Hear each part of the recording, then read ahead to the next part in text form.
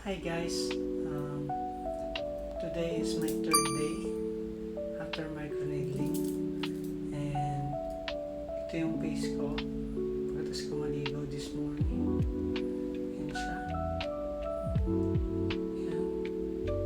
Ito, meron siya. Meron pa siya nito. Ito talaga yung pinaka-ano ko. Ito siguro yung pinaka-last na mawawala sa akin kung sakali. Dito, pero ito mga papansin nyo, medyo siya, umangat siya. Maganda yung sa akin, umangat. Ang ginawa kong technique lang is stamp. Hindi ko pinaikot-ikot. Kasi naranasan ko na yung one time sa my second time na microneedling ko. Ngayon, fourth time ko na.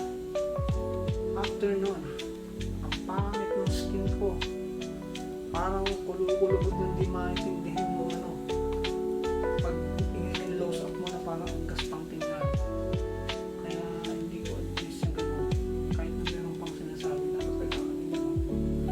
Hindi ko advise kasi parang kikiskis mo na pag anong kapakit. Ang dali-dali yung stamping. Stamp lang. Ayan, medyo may improvement siya. Hindi ko ma-imagine na meron akong hindi ko ma-imagine na ganito yung ko. Alam mo yun? Sa balat ko. Parang dati hindi ko naman napapansin pero may pegla talaga ako pero yung talagang siya kaya naging conscious ako conscious ako ganyan sa mga hindi ako makapag picture close up, hindi ako makapag video ganyan, nahiya akong mag vlog kahit gusto ko mag vlog kasi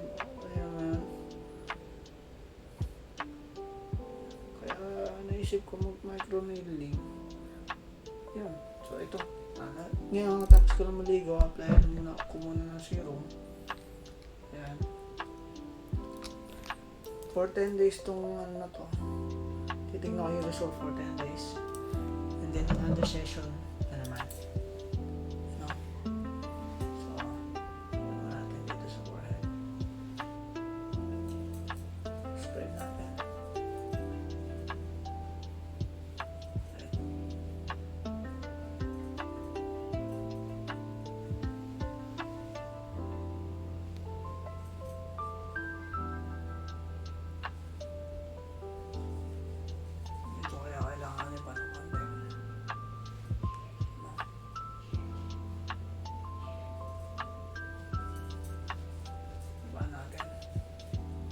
Oops, may tumutulog.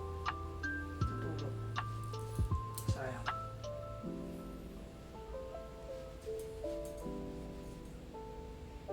Yan. I-hydrate lang natin, no? Kasi dryness siya. Natural na side effect yung after microneedling. Nag-dry yung skin. Natural lang din na mamamanat siya.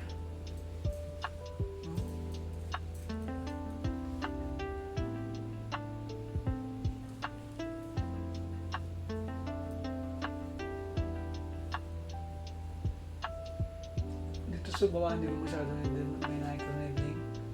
0.5 lang yung millimeter niya. Ito 1 millimeter sa pisngi. Itong both sides sa pisngi 1 millimeter yan. Tignan ko konti ito kasi medyo hindi siya na-spread. Okay. Okay, meron pa naman naman. Hindi ko na kailangan mo. Okay, thank you. Laking bagay nito kasi ma-hydrate yung skin mo at saka ma-repair yung little scars na ginawa natin sa microneedling.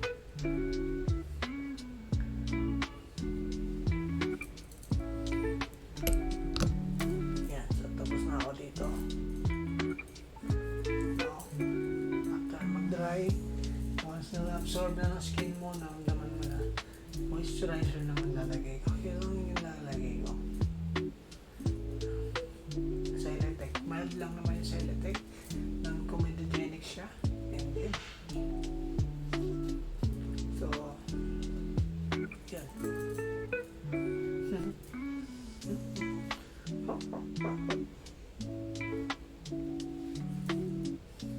Okay. Yan. Tapos na-observe na siya. Natin. Wait natin ang mga 1 minute. 1 minute. Okay? 1 minute. Right. Kasi kahit, ano may biruin mo, college ka pa, ilang taon na, nakakawala ng confidence. Nakakawala ng confidence ganyan. So, makakonscious ka talaga. Kahit sino pa, kahit ano pang itsura mo, kahit gwapo ka pa, kahit sakto lang, kahit ano, pare-pareho lang kayo mararamdaman pag may ganito ka. Pare-pareho lang. Hindi siya nakakataas ng confidence o ng self-esteem sa sarili. Kasi ang natural mo, dapat makinis, di ba? Hindi mo naman deserve na dami ng scar sa mukha. Kasi ang skin naman natin, dapat pantay lahat. Di ba? Naturally, pinanganak tayo hanggang paglaki natin, di ba? Nangyari lang na hindi tayo aware na magkakaroon tayo ng scars dati. Na may nangyari na nagpa-derma ako na sa mga ano lang, HBC, naalala ko yung ganun eh. Grabe yung ano ko nun, sa mga pimple ko nun, talagang inaano niya eh. Baka yun yung nag-cause ng butas ko sa mukha. Hindi kasi yung natural na derma sa akin, tingin ko yun yung nag-cause ng mga butas-butas ko sa mukha. Yun. Hindi ko akalain na ganun malalim pala. Medyo malalim, ganyan. Tapos nagka-pimpulin talaga ako nun. And then, dahil sa hormone. Pero yun. Nakawala ng confidence nun. Simula na nawala na ako ng pimple. Iniwan sa akin puro scars. So ngayon, naisip ko na hindi pwede to kasi pag magkakaedad, tumataas na yung age mo.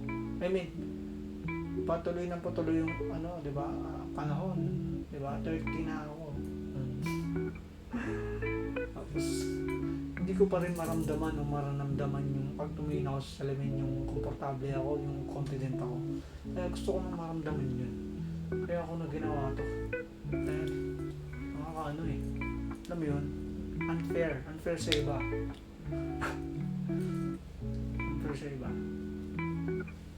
So, ngayon, lalagay ko na yung moisturizer.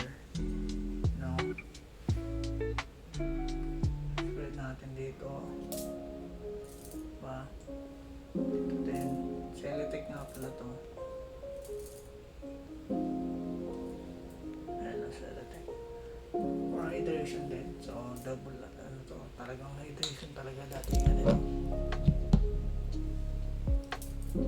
Kailangan kasi natin ng hydration since may microneedling tayo. And kahit naman hindi ako nag-microneedling, ginagamit ko pa rin naman yung moisturizer. Kasi nagdadry mukha ako. After ng dry, oily tapos dry. Pangit ang inalabasan nun.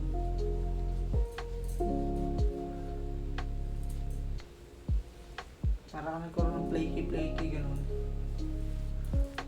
Oily kasi mukha ko talaga natural eh. Yan.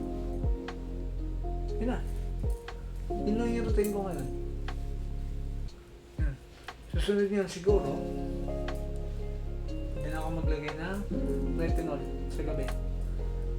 Ewan ko kung kailan, titignan ko kung kailan. Pwede.